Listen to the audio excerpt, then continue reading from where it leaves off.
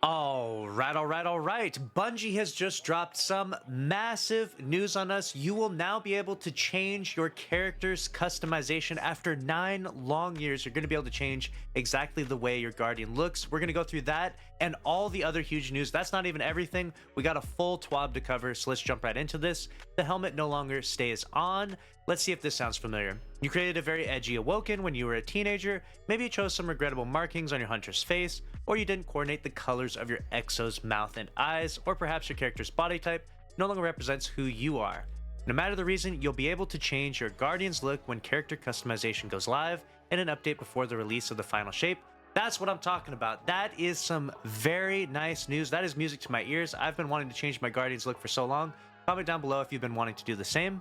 To do so, you'll only need to launch Destiny 2, and you'll see the new option when you hover over your character at the character selection screen. So now be able to change all this stuff like your body, your face, your hair, your marking, all these different things. This is a really nice change. Happy that Bungie has finally pulled the trigger on this one. You'll be able to modify the appearance of your Guardians anytime without any cost or limit. So no cost. So they're not making us use any materials or buy this, which is also really nice and a little bit surprising, Bungie. And we'll be able to do it unlimited, so you'll be able to change everything about your Guardian all the time, which is cool. Just take into consideration that while you can change the body type, face, hair, head, and markings, it won't be possible to change from one origin to another, i.e. human, Exo, or Woken. So keep that in mind. You can't go over to Exo or Woken if you're locked into human. You're locked in whatever race you chose. So maybe in a future update they'll let us do that. But either way, this is still a really nice change. But now I need to know, and I really want to ask Bungie specifically, will I be able to add a beard to my Guardian? Where are the beards at? Why can I not add a beard? And if you can add a beard, can you add a beard to an Exo? That would be pretty cool. In a March update, we'll be resetting the Synthweave bounty cap to give everyone even more opportunities to customize their look when this feature goes live. That's awesome. We hope being able to customize your characters freely will help you refine or redefine your beloved Guardians for years to come. Love that change. Let me know your thoughts down in the comments below. Let's go through the next one because this one's also really spicy. They're increasing the Glimmer Cap, make it double, 500,000 sparkling little blue pieces of programmable matter. We heard you loud and clear, and we are increasing the amount of glimmer you can carry to 500,000, so that's double what you can do right now. You're currently capped at 250,000. This is a very nice quality of life change. We love this, Bungie. Please do more stuff like this. And one thing they were going to be very specific about is that getting glimmer from all those previous sources is going to be the same, so it's not like they're making it more difficult to get the glimmer. They're literally just raising the cap, which is really nice. Very happy about that. Now we're going to browse through the rest of the TWAB here, and they go through the Dragons, Portals, Wishes, and Triumphs. The Twit has been away since last year, but Season of the Wish has never stopped progressing. We have some big developments in the story. If you haven't caught up through the seasonal story, it does have a decent ending to it. I think there's some mixed opinions, but I think that overall, the narrative with Crow and all of that, I won't spoil anything. I mean, hopefully by now you've already gone through it or you've seen some of it, but I think that the narrative is pretty cool where it's leading, and I'm kind of excited to see what happens. What's Crow been doing inside the... well, I guess I shouldn't say maybe, but most of the time, most of you have probably already seen it, so I don't think we're spoiling too much at this point in time, right? They have the brief overcap and everything, and then we got the Glimmer, we got the helmet stuff, and then we've got Abracadabra a la cool.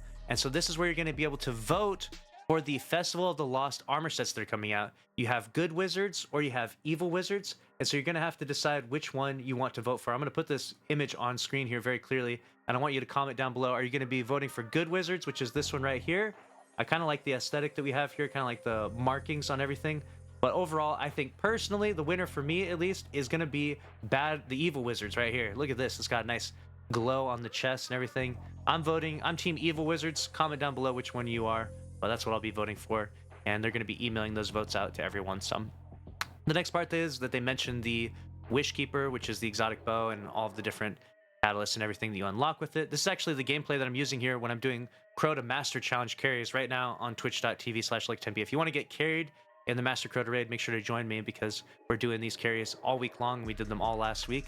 And the bow is actually pretty cool, and I think it has some really unique functionality. You'll see here that I actually use it to suspend those blue knights that come out of the door, those guys who are super lethal and difficult. So I'm actually able to utilize it pretty well in the gameplay here.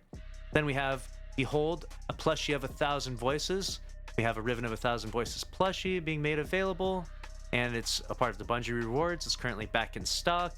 You need to complete the Shooting Stars Triumph in Destiny 2. And then we have the big charity event that they're doing, which is Game to Give. So far, my community right now has already raised almost $2,000, which is amazing. As a collective, the Destiny community has raised over $20 million for the Bungie Foundation, which is massive. They're always offering really good charity work and relief. You know, people have gone through disasters and stuff, so this is a good thing for them to support. Happy to be a part of this. And we're going to be getting 20 legacy emblems from historical campaigns dating back 6 years, the new universal constant emblem, and cosmic toonship. And this is what this thing looks like. So if you want to get one of these bad boys, obviously I'll be doing some giveaways, so make sure you're following me on Twitter or X, and the link to that will be down below, and we'll be doing some giveaways of this really cool new emblem. I really like the negative space there with the black and space. That looks awesome. Absolutely love that. Excited to be giving those away on Twitter, so make sure you're following me and make sure you retweet those posts as usual. And the incentives are as low as 100 if you want to be a part of the fundraiser yourself.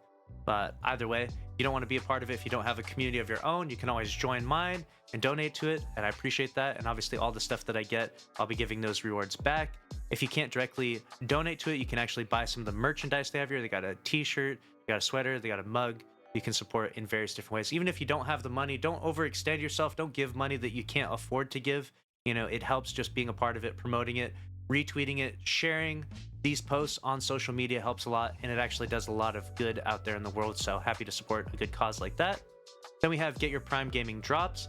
So if you are subscribed to Amazon Prime, you can link it to your Twitch Prime, and in doing so, you'll get it completely free, and you can get all these drops in game. This is a promotion that they've been running for a while now. You got the Keep It Clean emote. You've got this exotic sparrow right here, SK1 multiband. You got the Warlock shell, legendary ghost shell, and then you have Wake the Dragon, legendary ghost projection. So I highly recommend that you, if you have Amazon Prime, that you link that up to your Twitch, get those free Prime rewards, link it to your Destiny 2 account on Bungie.net, and then subscribe to your favorite streamer, hopefully me, maybe, and then I appreciate all the subs. Then we have Warlord's Ruin totem issues. They actually had to roll back the clock due to an issue that they tried to fix, but ended up making it worse for the Ogre encounter, the second boss encounter of the new dungeon.